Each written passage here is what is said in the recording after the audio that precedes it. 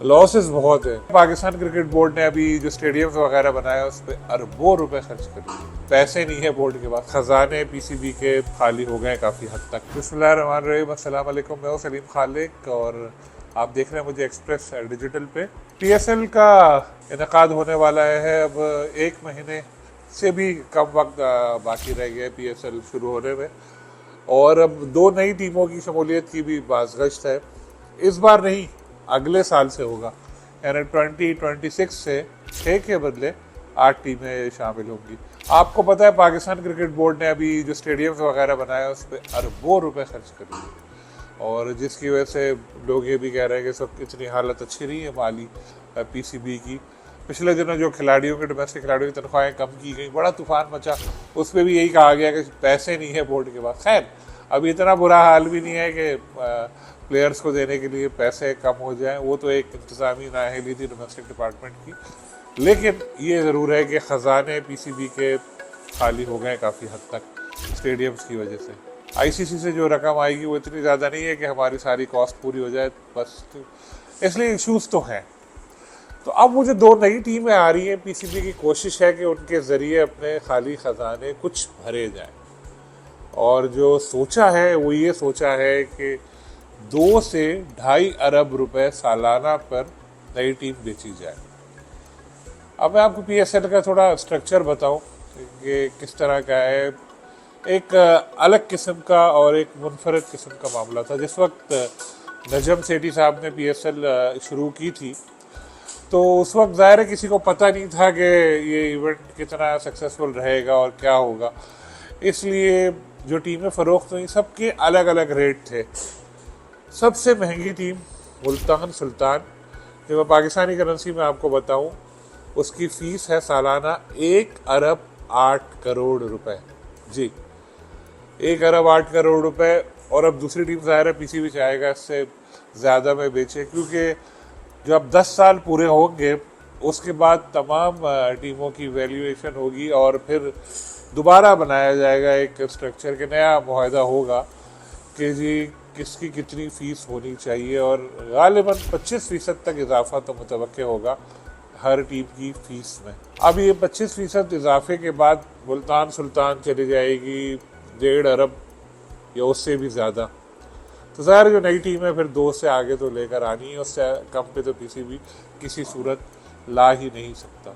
लेकिन अब ये सवाल पैदा होता है कि मुल्तान सुल्तान लॉसेस में जा रही है हर साल, क्योंकि 1 अरब 8 करोड़ रुपए तो उनकी सालाना फ़ीस है। उसके बाद जो दूसरे अखराजात होते हैं, प्लेयर्स को पैसे देने या दूसरी चीज़ें, वो सब मिला के और ख़र्चा इनका बढ़ जाता है, और सेंट्रल पूल में करोड़ों में आमदनी होती है।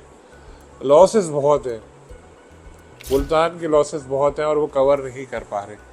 जब मुल्तान अपने लॉसेस कवर नहीं कर पा रहे 1 अरब 8 करोड़ में, तो जो नई टीम अगर आएगी डबल में, तो वो कैसे फ़ायदा हासिल करेगी? ये बहुत बड़ा सवाल है। मौजूदा जो स्ट्रक्चर है फाइनेंशियल मॉडल है उसमें ये मुमकिन नहीं लगता। अब मैं आपको बताऊं कितनी कितनी फ़ीस है पीएसएल में सालाना सारी टीमों की। डॉलर में मैं बताता हूँ। मुल्तान सुल्तान 6.3 मिलियन जो मैंने बताया, 1 अरब 8 करोड़।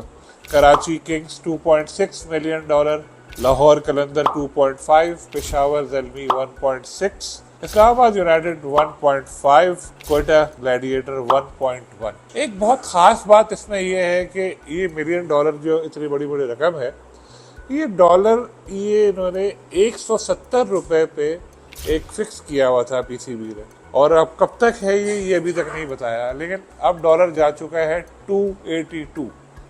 अगर अब के लिहाज से ये फ़ीस भरे फ्रेंचाइज वाले तो कहाँ से कहाँ फ़ीस पहुँच जाए। लेकिन ये 170 की वजह से फिर भी इनकी थोड़ी बहुत बचत हो जाती है। अब ये नहीं पता कि अगले कॉन्ट्रैक्ट में इसको रेट को बढ़ाया जाएगा या 170 रहेगा।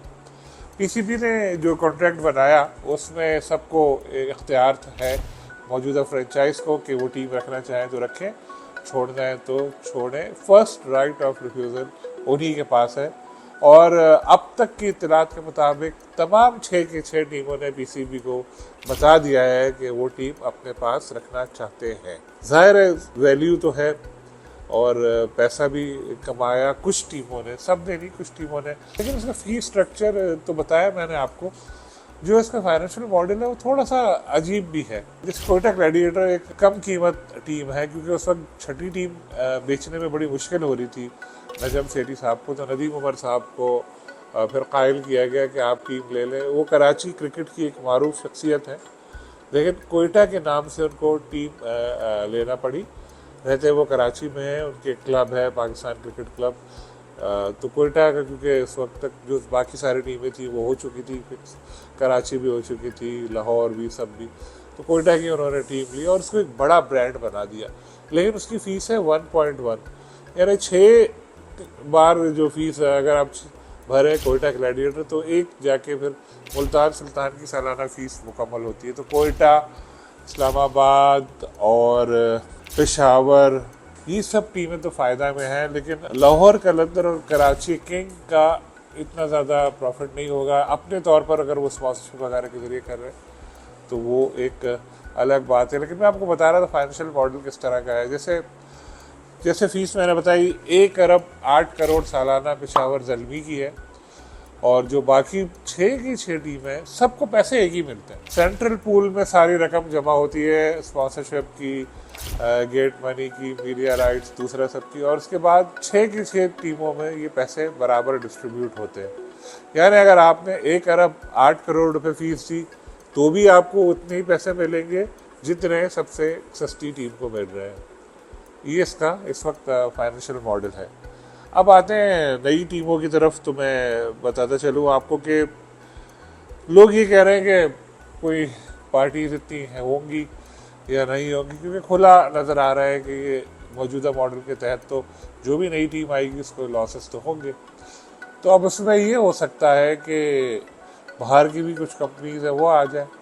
जैसे पिछले दिनों गए थे मोहसिन नकवी साहब, अमेरिका गए थे, और सलमान नसीर जो CEO PSL के बने वो भी गए थे। तो उनकी कुछ अमेरिका में मारूफ शख्सियात से मुलाकातें भी हुई थी, और वहाँ पर कुछ कॉन्ट्रैक्ट भी इस तरह MOU टाइप के हुए थे ग्राउंड्स वगैरह के हवाले से। लेकिन उनमें से एक साहब जो है बहुत बड़ी शख्सियत है क्रिकेट की, और वो चाहते भी हैं टीम लेना, संजीदा भी है इस, और एक और भी किसी ने इंटरेस्ट शो किया था, लेकिन अब पता नहीं वो कितने सीरियस है। इसी तरह बरतानिया में मुकीम कुछ पाकिस्तानी भी टीम खरीदना चाहते हैं। पाकिस्तान क्रिकेट के एक अहम स्टेक होल्डर कंपनी है, वो किसी पार्टनर के साथ चाहती है टीम लेना। एक हमारी ग्रेड 2 क्रिकेट की टीम है, वो लोग भी चाहते हैं टीम लेना PSL की। तो है, तो इस तरह कुछ लोग दौड़ में मौजूद।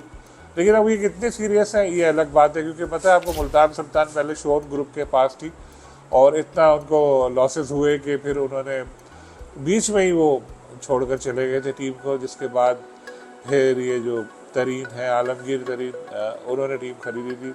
अब वो इस दुनिया में नहीं रहे, तो उनके जो भतीजे हैं अली तरीन, उन्होंने दोबारा टीम को संभाल लिया है। तो जो नई टीम आएगी उसको देखभाल कर आएगी, उसको पता होगा कि जी लॉसेस हैं इसमें, तो क्या इसके बावजूद वो टीम खरीदेंगे? क्या सिर्फ 1-2 साल का शौक होगा और फिर कहीं बैकआउट ना कर जाए शोन ग्रुप की तरह? ये बड़े इंपॉर्टेंट सवाल है जो PCB को जहन में रखना होंगे। लेकिन 1.8 यानी 1 अरब 8 करोड़ रुपए जो मुल्तान सुल्तान की फ़ीस है, उससे सस्ती तो आपको टीम बेच नहीं सकते। और जैसे मैंने पहले कहा कि 25% इजाफे के बाद वो 1.5 अरब तक तो चली जाएगी। तो 1.8 यानी 1 अरब 8 करोड़ मुल्तान 1.5 अरब में चला जाएगा जब, तो नई टीम 2 तक तो जानी है, और यही PCB ने सोचा है 2 से 2.5 अरब। तो all the best for the PCB के उनको कोई अच्छी पार्टी मिले और जो उन्होंने सोचा है वो पूरा हो। फिर इंशाल्लाह आपसे मुलाकात होगी। अल्लाह हाफ़िज़।